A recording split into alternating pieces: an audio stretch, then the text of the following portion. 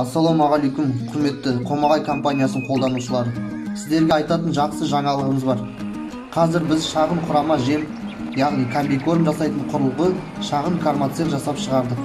Айта кететін ерекшеліктері, өзіңіздің үйіңізде шаруашылықта құрама жем, комбикорм дайындай аласыз.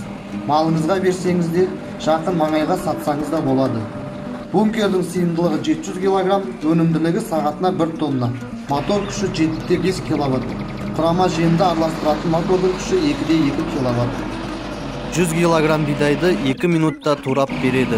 Мал түріне байланысты құрама жемнің рецебін өзіңіз шығарасыз. Ол үшін қосымша орнатылған бункерге витаминдер мен түрлі қоспаларды саласыз. Сол арқылы барлығы бірдей араласып шығады.